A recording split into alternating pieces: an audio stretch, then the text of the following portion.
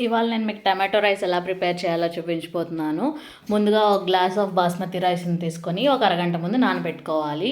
నానబెట్టుకొని పక్కన పెట్టుకోవాలి. దాని తర్వాత వీటికి కావాల్సినవి ఏంటంటే గరం మసాలా సామాలు, ఉల్లిపాయలు, పచ్చిమిర్చి, కొత్తిమీర, అల్లం వెల్లుల్లి పేస్ట్.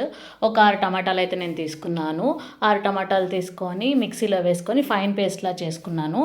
నెక్స్ట్ ఏంటంటే స్టవ్ ఆన్ చేసుకొని కుక్కర్ పెట్టుకొని కుక్కర్లో 2 టేబుల్ స్పూన్స్ ఆఫ్ గీ వేసుకున్నాను. గీ హీట్ అయ్యాక గరం మసాలా సామాన్లన్నీ వేసుకొని తర్వాత ఉల్లిపాయలు, పచ్చిమిర్చి, కొత్తిమీర వేసుకున్నాను. దాని తర్వాత 2 టేబుల్ స్పూన్స్ ఆఫ్ అల్లం వెల్లుల్లి పేస్ట్ వేసి బాగా ఫ్రై చేశాను. ఫ్రై చేసిన తర్వాత ఏదైతే మనం ముందుగా పెట్టుకొని ఉంచుకున్నాం కదా టమాటో పేస్ట్, అదైతే వేసుకున్నాను. దాని తర్వాత కొంచెం పసుపు వేసుకోవాలి. పసుపు వేసుకున్నాక ఈ టమాటో పేస్ట్ అయితే పచ్చివాసన పోయేంత వరకు కొంచెం ఫ్రై చేసుకోవాలి. ఫ్రై చేసుకున్న తర్వాత మనం ఏదైతే ముందుగా ఉంచుకున్న రైస్ ఉంది కదా ఆ రైస్ అయితే ఇందులో వేసేసుకోవాలి. వేసుకున్న తర్వాత 1 గ్లాస్ ఆఫ్ బాస్మతి రైస్కి 1.5 గ్లాస్ వాటర్ అయితే సరిపోతుంది.